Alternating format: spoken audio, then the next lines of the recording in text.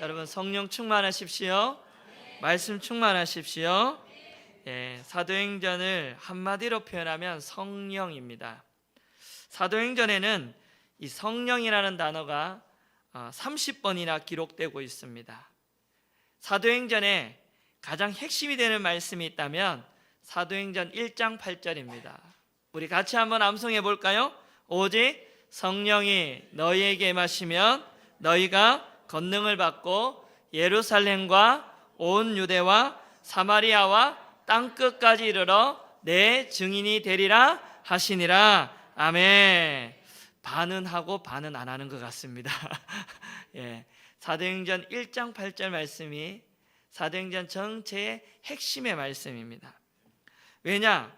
사도행전 전체의 스토리는 1장 8절에 의해서 이루어집니다. 복음이 예루살렘의 마가다락방에서 시작됩니다. 제자들이 성령의 기름 부음을 받고 권능과 능력을 받습니다. 그러자 그들이 이상한 말을 하기 시작합니다. 그리고 밖으로 뛰어나가 예수 그리스도를 선포하기 시작합니다. 성령으로 시작된 이 복음이 예루살렘에서 밖으로 퍼져나가기 시작합니다. 이게 바로 1장부터 7장에 나오는 복음이 예루살렘에서 밖으로 나가는 복음입니다. 우리 지난주에 나누었던 말씀이죠. 8장부터 이제 12장은 뭐냐면 이 복음이 밖으로, 먼저는 가까운 지역이죠. 온 유대와 사마리아로 흘러가는 게 8장부터 13장의 내용입니다. 그리고 13장부터 23장까지의 내용은 뭐냐? 이제 사도 바울이 복음을 들고 땅끝까지 가는, 이제 이방인의 지역으로 나아가는 그런 내용이 사도행전 전체인데 1장 8절부터 이런 사도행전의 스토리가 전개된다라는 거죠. 성령이 임하면 저와 여러분들의 가정이 먼저 구원받습니다. 아멘. 그리고는 내 주변이 구원받습니다. 믿지 않는 형제, 자매, 친척들이 구원받습니다. 그리고 내 옆집이 구원받습니다. 뿐만 아니라 여러분, 이제는 온 유대와 사마리아 땅끝, 내가 알지 못하는 사람들에게도 어떻게 합니까? 예수 믿으라고 복음이 전파되는 줄 믿습니다. 중요한 건 여러분, 성령이 임하면 가장 먼저 변화되는 사람은 내 자신입니다.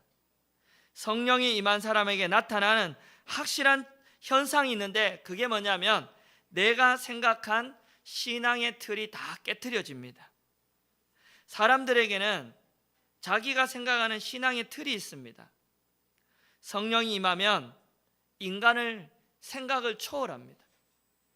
자기의 가치관, 성격, 생각들이 다 깨트려집니다. 그래서 여러분, 우리가 생각하지 못한 사람에게 가서 복음을 전하게 되고 심지어는 원수에게도 복음을 전하고, 이 모든 것이 바로 성령의 역사인 줄 믿습니다. 성령 받고 가장 놀란 사람은 봐도 사도 베드로일 것입니다. 복음은 당연히 예루살렘 중심이고 유대인 중심이라고 생각했기 때문이죠. 이방인들에게 복음이 갈 거라고는 상상도 못했습니다. 그래서 여러분, 사도행전 10장 9절부터 16절에 보면 베드로 앞에 보자기 하나가 이렇게 내려옵니다. 그 보자기에는 뭐가 있냐면 구약 성경에 더러워서 먹을 수 없다고 규정된 음식이 그 보자기에 있습니다. 하나님은 베드로에게 그 음식을 먹으라고 명령합니다. 그러자 이 베드로가 용감하게 그것을 거절해 버립니다. 왜냐? 베드로가 생각할 때 이방인들은 구원의 대상이 아니라는 거예요. 베드로만 그렇습니까? 당시 사도들 역시 이방인들은 구원의 대상이 아니라고 생각했습니다. 오직 복음은 예루살렘 안에서, 오직 복음은 유대인들 안에만 있는 복음이라고 생각했는데 하나님은 여러분, 결국 베드로를 통하여 이방인인 고넬료를 만나게 하십니다. 그리고 고넬료가 복음을 받아들입니다. 놀라운 역사가 일어납니다. 베드로가 생각한 생각과 전통과 문화적인 배경을 전부 깨트리고 성령은 복음을 밖으로 나가게 합니다. 이방인들에게 복음이 전파될 수 없다라는 이 놀라운 틀을 깨트리시고 복음이 밖으로 나갑니다. 이방인들에게 복음이 나아갑니다. 오늘 본문 14절을 보십시오. 하나님의 생각과 성령의 생각이 다르다라는 것을 볼 수 있습니다. 좀 더운 것 같은데 에어컨을 좀 만져주십시오. 14절입니다. 시작.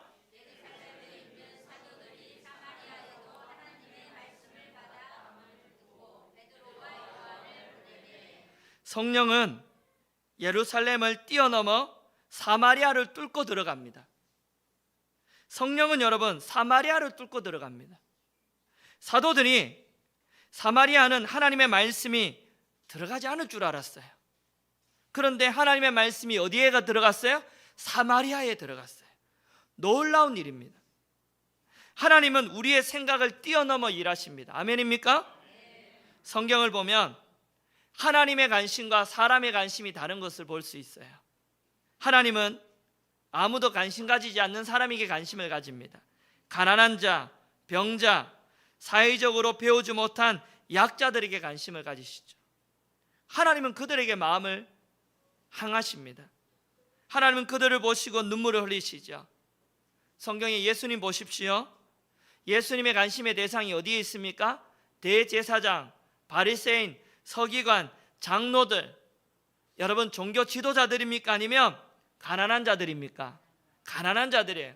예수님이 이 땅에 오신 것은 가난한 자를 부욕케 하기 위해 오셨습니다. 눈먼 자에게 눈을 뜨게 하시고, 할렐루야, 약한 자를 들어 강한 자를 부끄럽게 하시기 위해 이 땅에 오신 분이 주님이신 줄 믿습니다. 그래서 여러분 하나님의 관심과 사람의 관심이 달라요. 하나님은 아무도 관심이 없는 사마리아 사람들에게 관심을 가지십니다. 그리고 당시에는 이방인들에게는 구원이 없다라는 이 잘못된 신앙을 성령께서 깨트리십니다. 너희만 구원이 있는 게 아니야. 이방인 사마리아 사람들도 구원을 받는다라는 거예요. 성령께서 여러분 사도들의 생각과 상식을 전부 뛰어넘고 초월하여서 이방인들에게 복음이 전파되는 그 현장을 보여주십니다. 그러자 여러분 사도들의 반응이 나옵니다. 사마리아도 하나님의 말씀을 받았다함을 듣고 그 다음에 누굴 보내지요? 베드로와 요한을 보냅니다. 여러분 베드로와 요한이 어떤 사람이죠? 예루살렘 교회의 최고 지도자입니다. 당시 최고 지도자가 움직였다라는 것은 굉장히 중요한 일입니다. 여러분 우리는 지금 복음이 예루살렘에서 유대로, 예루살렘에서 사마리아로 흘러갔구나라고 끝나는 일이지만요, 유대인들에게서 이 일은 굉장한 충격이요, 굉장한 사건입니다. 복음은 우리들인 줄 알았는데 우리만 구원받는 선민 사상에 가득 찬 그들에게 복음이 내가 아닌, 우리 민족이 아닌 이방인들에게 흘러갔다는 사실은 굉장한 사건입니다. 그래서 여러분 최고 지도자 베드로와 요한이 즉시 사마리아로 갑니다. 그리고 15절 보십시오. 어떤 일을 하는지. 15절 시작.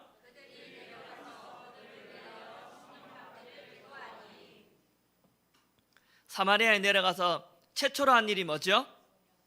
성령 받기를 기도했다. 그들이 사마리아에 내려가 최초로 한 일은 성령 받기를 기도했다. 하나님이 가장 먼저 성령 받도록 명령하셨습니다. 왜 하나님이 가장 먼저 성령 받도록 명령하셨을까? 그 이유가 16절에 나옵니다. 시작. 이는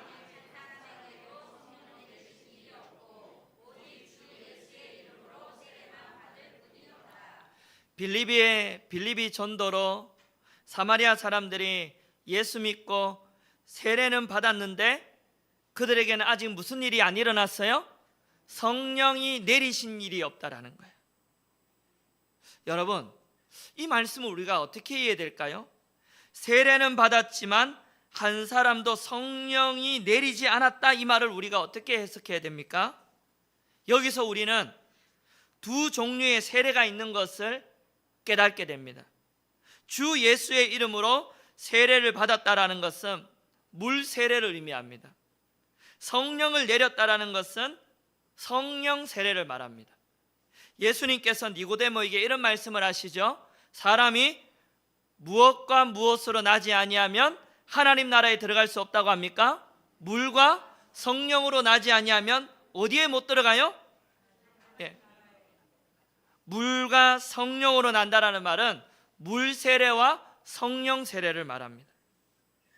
물 세례는 여러분 예수의 이름으로 받는 세례예요. 이 물 세례는 주님을 믿음으로 과거의 모든 죄가 씻김을 받고 이제 교회의 한 구성원이 되는 겁니다. 새 가족으로 가입되는 아주 공식적인 의식이 바로 세례 예식입니다. 그 세례 예식 안 받은 분들은 받으셔야 됩니다. 이 물 세례는 그런데 한계와 위험이 좀 도사리고 있습니다. 뭐냐면 구원의 확신 없이도 받을 수 있다라는 거예요.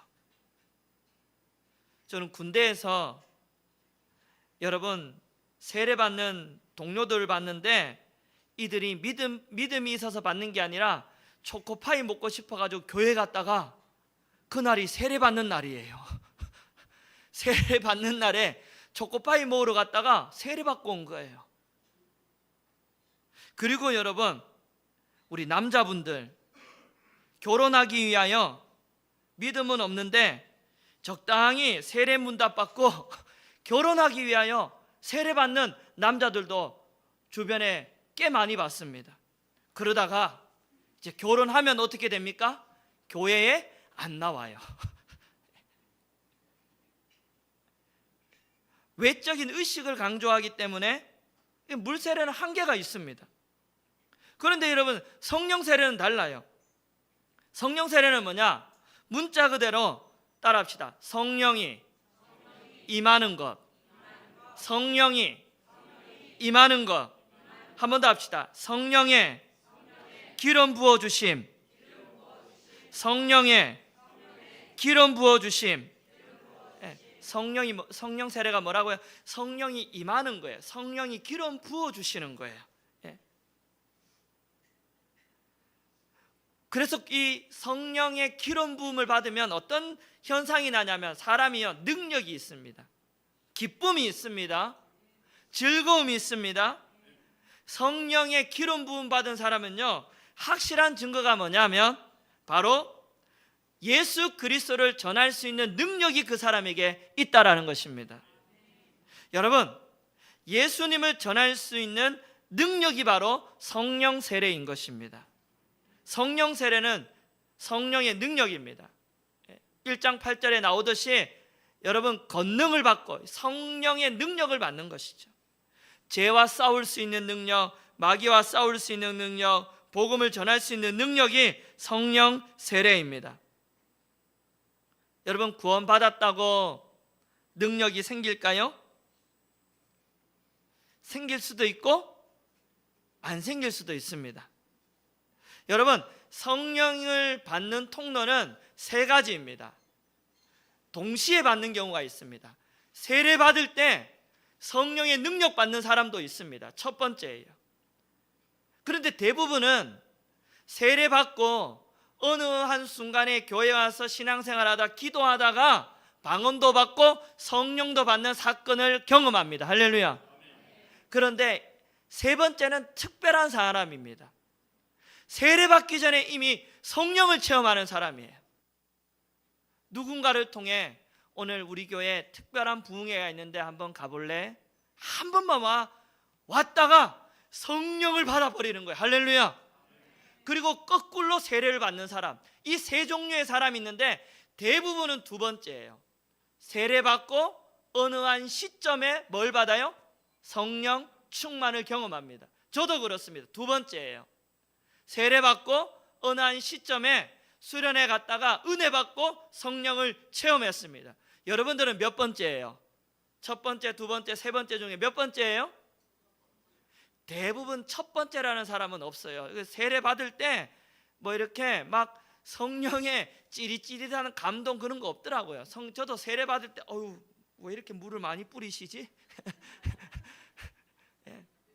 예? 그랬던 것 같아요. 네.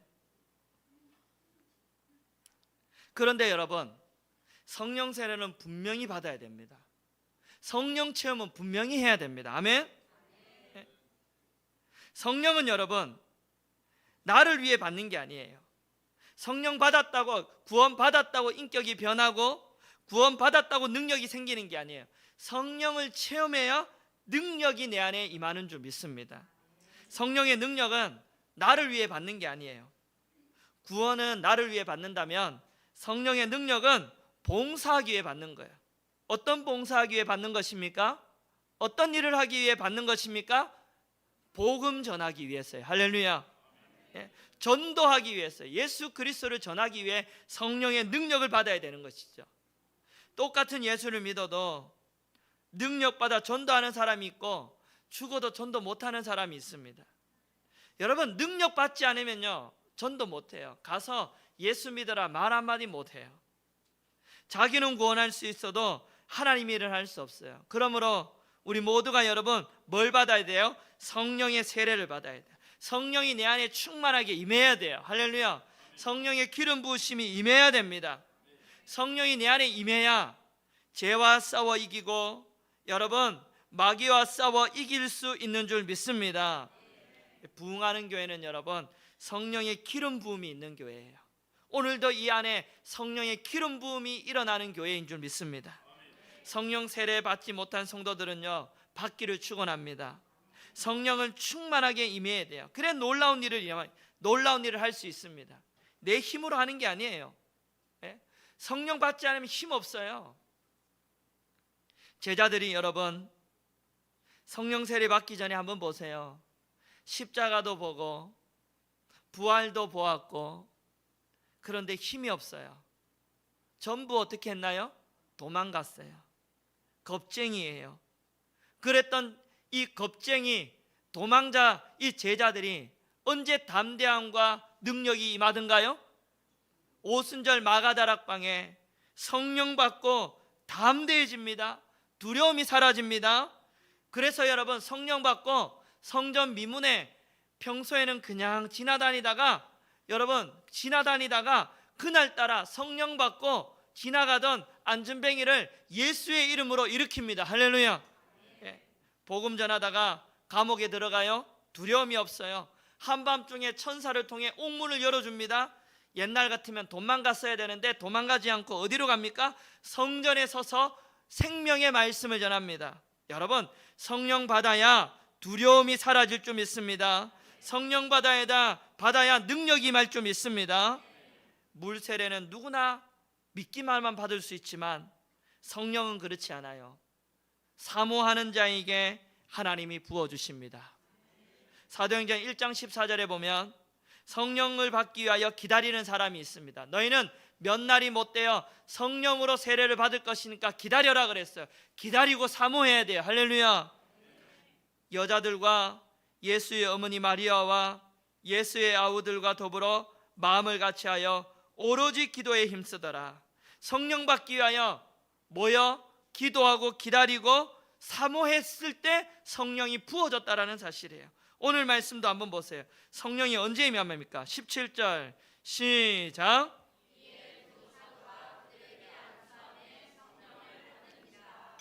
성령이 언제 임하던가요?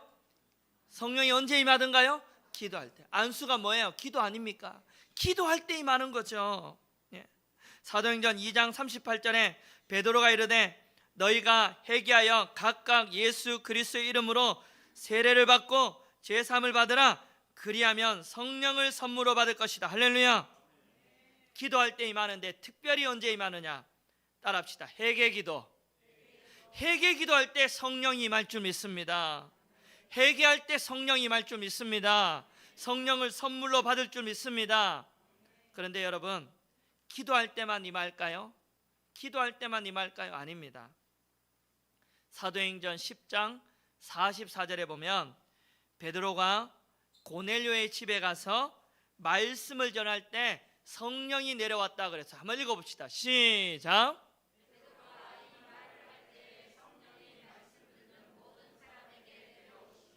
성령이 어떤 사람에게 내려왔다고요? 말씀을 듣는.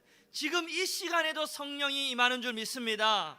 지금 이 시간에도 우리의 마음속에 성령이 녹화하고 계시는 줄 믿습니다. 기도할 때만 임하는 게 아니에요. 말씀 듣는 이 시간에 임하는 줄 믿습니다. 정신을 딱 차리고 잘 들으십시오. 졸면 안 돼요. 말씀 듣는 이 시간에도 성령이 임하는 시간이라는 거예요. 말씀이 선포될 때 우리의 마음과 귀를 열어 성령의 임재가 임하는 줄 믿습니다. 성령을 사모하는 마음으로 기도하고 말씀을 들을 때 성령이 임할 줄 믿으시기를 축원합니다. 그러면 여러분, 성령이 임하면, 성령의 세례가 임하면 어떤 일이 일어날까요? 여러분, 사단이 공격합니다. 18절 19절 읽어볼까요? 18절 19절 시작.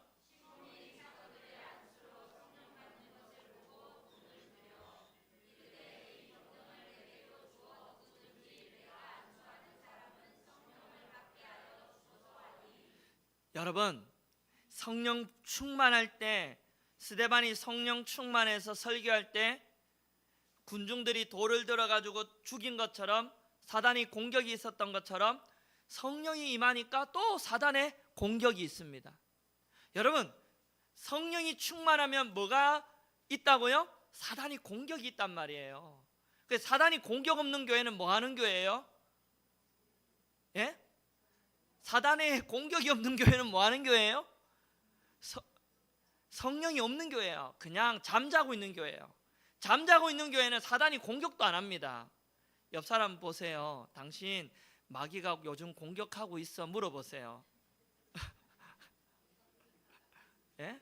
마귀가 공격도 안 하면요, 여러분 자고 있는 거예요. 여러분 공격할 필요가 없어요. 자고 있는데 뭔 공격을 합니까? 예? 여러분, 성령이 내리고 나니까요 마귀가 공격해요. 시몬이라는 사람이 성령의 역사와 기적을 보고 놀랐어요. 자기도 왕년에 점도 쳐보고 기적을 행했는데 이걸 보니까 야, 요 능력을 딱 가지면 장사하면 대박 날 것 같은 거예요. 그래서 시몬이 성령의 능력을 뭐로 살려고 그럽니까? 돈을 주고 살려고 그래요. 성령을 상품화하려고 그래요. 여러분, 성령을 돈으로 살 수 있습니까? 있어요, 없어요? 성령은 인간이 줄 수 있는 능력입니까? 제가 여러분들에게 줄 수 있는 능력이에요? 아니에요. 오직 성령은 누가 부어주셔야 돼요? 하나님. 성령은 회개한 자에게 주시는 선물인 줄 믿으시기 바랍니다. 선물이에요, 선물. 선물은 여러분 주시는 자의 목적이 있죠. 선물은 다 목적이 있잖아요. 성령의 역사, 성령의 기름 부으시면 목적이 뭘까요, 여러분? 복음 증거입니다. 복음 증거. 성령의 역사, 성령의 기름 부으심의 목적은 선교여 영혼 구원인 줄 믿으시기를 축원합니다. 영혼을 살리는 데 목적이 있단 말이에요. 그런데 여러분, 사단의 목적은 뭐예요? 사단의 목적은 뭐예요? 저걸로 어떻게 하면 내 인생에 대박을 한번 쳐볼까? 사단의 목적은 뭐예요? 목적을 잃어버리게 하는 거예요. 시몬처럼 어떻게 하면 개인의 성공을 이룰까? 여기에 관심을 가지게 만든단 말이에요. 기도를 해도 어떻게 하면 내 개인의 유익을 위한 것만 기도하고, 사단은 교묘하게 여러분 성령과 세상 물질관을 뒤섞어 가지고 우리의 마음에 딱 집어넣어요. 그래서 목적을 흐리멍텅하게 만듭니다. 목적을 상실하게 만들어요. 저는 이 말씀 보다가 이런 생각해 봤어요. 오늘날에 얼마나 목적을 잃어버린 교회가 많을까? 얼마나 목적을 잃어버린 목회자가 많을까? 얼마나 목적을 잃어버린 성도가 많을까? 하나님이 우리 교회에 성령을 부어주신 목적이 뭘까요, 여러분? 복음 증거입니다. 예수님이 나를 살리신 것처럼 여러분들을 살리실 것입니다. 할렐루야. 이 복음 전하는 것이 목적인 줄 믿습니다. 교회의 목적이요, 교회가 세운 목적인 줄 믿습니다. 여러분들에게 성령 체험하게 하신 이유가 뭐겠습니까? 옆 사람에게 성령을 체험해야 예수 그리스도가 나를 살린다라는 이 복음을 전하는 것이 목적인 줄 믿습니다. 목회자의 목적이 뭘까요, 여러분? 하나님이 왜 나를 부르셔서 이 자리에 세우셔서 하나님이 왜 나에게 이 교회를 맡기셨겠습니까? 복음 전하라고 맡기신 거예요. 복음 전하라고, 예수 전하라고 맡기신 줄 믿습니다. 그런데 이 목적이 바르지 못하면 어떻게 될까요? 목적이 바르지 못하면 어떻게 될까요? 교회나 성도나 목회자나 목적이 바르지 못하면 어떻게 될까요? 20절 한번 읽어봅시다. 목적이 바르지 못하면 저렇게 돼요. 시작.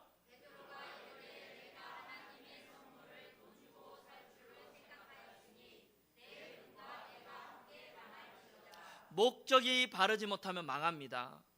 예? 이단이 다른 게 이단이 아니에요. 시작은 같아도 끝이 다른 게 이단 아닙니까? 예? 같이 시작했다가 마귀의 영에 사로잡혀 목적이 달라지는 게 이단 아닙니까? 예? 목적이 다르면 어떻게 돼요? 망할지어다. 망할지어다. 예? 21절 보세요. 하나님 앞에 내 마음이 바르지 못하다 책망받습니다. 22절 보세요. 너희 악함을 회개하고 주께 뭐하라 그래요? 예. 베드로가 책망합니다. 23절 보세요. 23절 시작.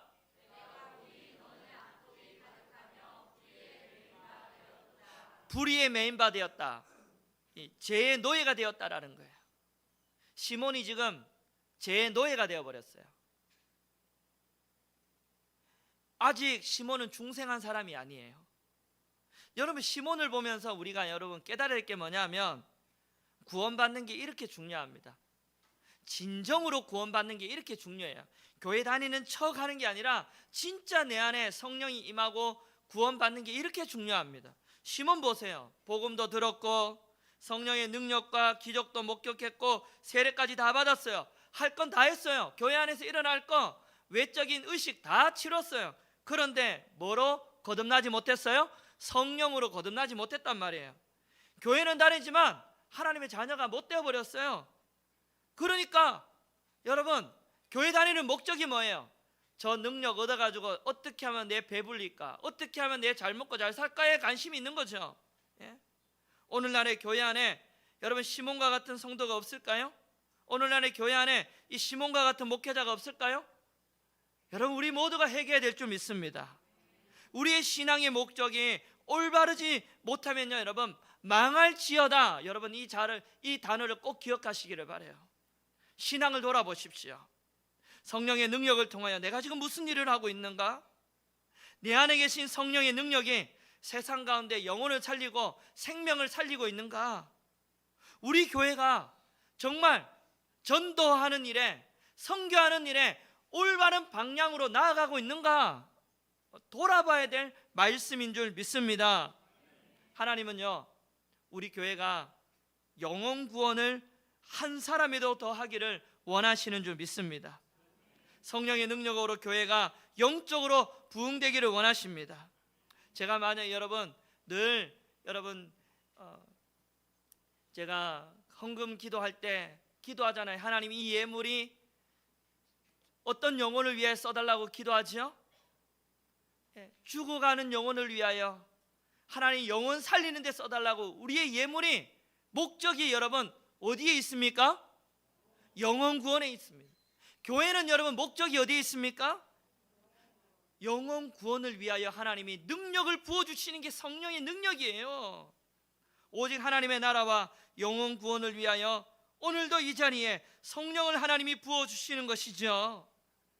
그러므로 우리 모두가 하나님의 능력을 사모하는 여러분 되시기를 바랍니다. 구원받은 거 거기에 만족하지 마십시오. 1시간 예배 드리고 가는 것으로 만족하지 마십시오. 성령의 능력 달라고 기도하십시오.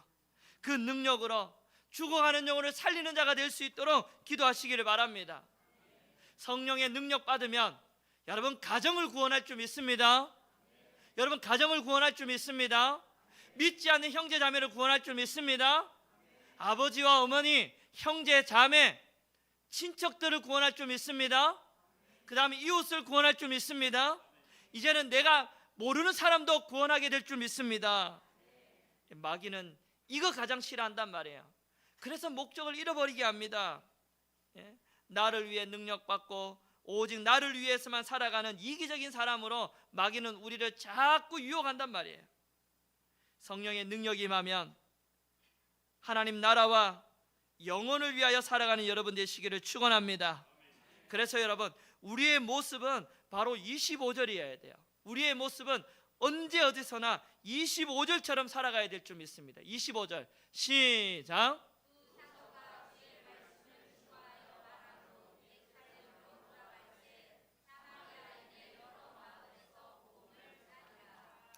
사도들은요, 이제 예루살렘으로 돌아가는 길에 사마리아 곳곳에서 하나님의 복음을 전파합니다. 집으로 돌아가면서도요, 만나는 사람들마다 예수님 전해요. 이 마을에 들어가서 예수님, 저 마을에 들어가도 예수님. 예? 마귀의 공격, 시몬의 공격이 있지만 빌립과 베드로와 요한은 복음 전파하는 일에 절대 여러분 주눅들지 않아요. 어떤 사단의 공격 앞에서도 교회의 존재 목적인 핵심인 복음 전파 사역에 움츠러들지 않아요. 저는 우리 교회가 여러분, 마귀의 공격 앞에서도 절대 좌절하고 중단되지 않아야 될 것이 있다면 복음 증거인 줄 믿습니다. 영혼 구원인 줄 믿습니다. 오직 더 담대하게 예수 그리스도를 전하는 신복교회 되어지기를 축원합니다. 그러기 위해서는 여러분, 성령 충만을 받으십시오. 성령 세례 받으십시오. 성령이 임하기를 축원합니다. 저는 이 시간에 여러분들에게 말씀을 가지고 선포합니다. 예배하는 모든 성도님들 위해 성령 세례가 임할지어다. 성령의 기름 부으심이 임할지어다. 성령이 임할지어다. 성령의 능력 받아 가정과 친척과 이웃과 모르는 사람에게 복음을 전하게 될지어다. 저는 정말 우리 교회가 여러분, 성령을 주어신 목적대로 영혼 구원을 이루어내는 하나님이 기뻐하시는 우리 신복교회 되어지기를 축원합니다. 여러분 불에게 부어주신 그 능력 가지고 예수가 바로 나의 구원자이시고, 예수님이 내 인생을 이렇게 바꾸어 놓으셨고, 예수님이 나를 살리시고 여러분들의 인생도 살려주실 것입니다라고 담대하게 복음 증거하는 저와 여러분 될 수 있기를 주님의 이름으로 축원합니다.